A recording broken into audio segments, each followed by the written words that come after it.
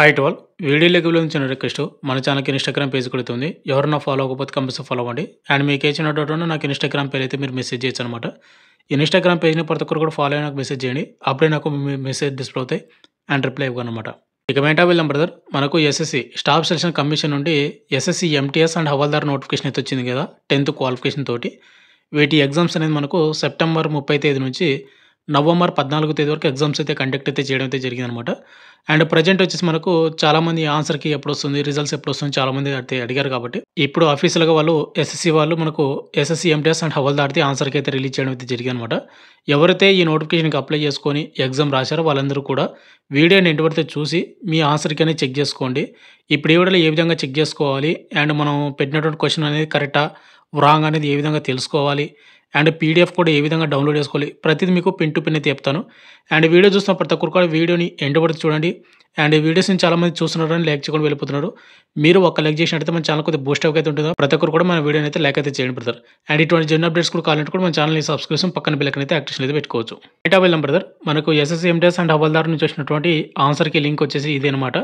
ఈ లింక్ కింద డిస్క్రిప్షన్‌లో అయితే ఇస్తాను. ఆ లింక్ అయితే క్లిక్ అయితే చేసుకోండి. ఆ లింక్ క్లిక్ చేసిన వెంటనే మీకు ఈ విధంగా అయితే వస్తుందన్నమాట. ఇక్కడ మీరు క్యాండిడేట్ డీటెయిల్స్ అయితే మీకు లాగిన్ డీటెయిల్స్ అయితే ఇవ్వాలి. ముందుగా ఇక్కడ మీ రోల్ నెంబరు అండ్ కింద పాస్వర్డ్. ఇక రోల్ నెంబర్ వచ్చేసి మీ అడ్మిట్ కార్డ్‌లో మాత్రమే ఉంటుంది. ఓసారి చూసుకోండి. అండ్ పాస్వర్డ్ వచ్చేసి మీ డేట్ ఆఫ్ బర్త్.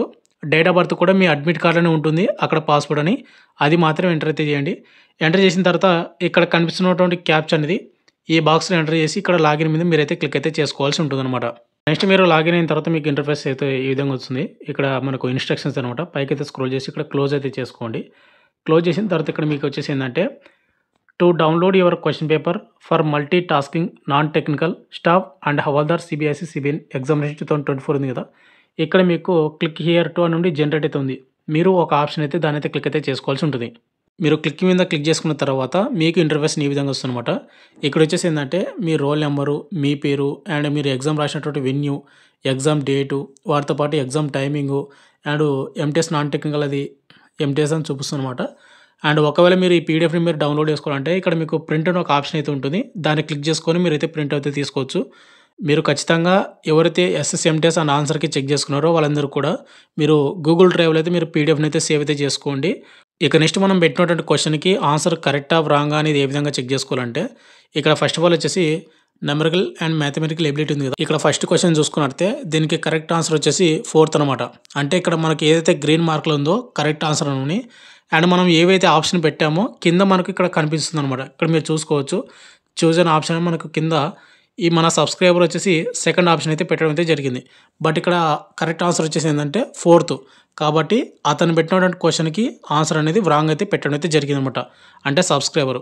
ఇక నెక్స్ట్ సెకండ్ క్వెషన్‌కి వచ్చేసి కరెక్ట్ ఆన్సర్ అనేది 4th. అండ్ ఇక్కడ మనం చూసుకున్నట్లయితే సబ్స్క్రైబర్ పెట్టింది ఫస్ట్ ఆప్షన్ అయితే పెట్టడం అయితే జరిగింది.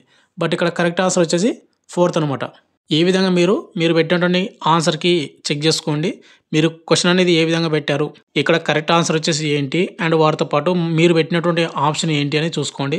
అండ్ మన సబ్స్క్రైబర్ ఎవరైతే ఉన్నారో చాలా రాంగ్స్ అయితే పెట్టడం జరిగిందనమాట. ఇక్కడ థర్డ్ క్వెషన్‌కి వచ్చేసి correct answer first option and తను పెట్టింది మాత్రం 4th ఆప్షన్ అయితే పెట్టడం అయితే జరిగింది. చాలా రాంగ్స్ అయితే పెట్టడం అయితే జరిగిందనమాట. అండ్ 4th క్వెషన్ కూడా కరెక్ట్ ఆన్సర్ థర్డ్ అయితే తను వచ్చేసి 4th అయితే పెట్టడం అయితే జరిగింది. కాబట్టి ఈ విధంగా అయితే మీరు చెక్ చేసుకోండి మీ ఆన్సర్‌కి అనేది.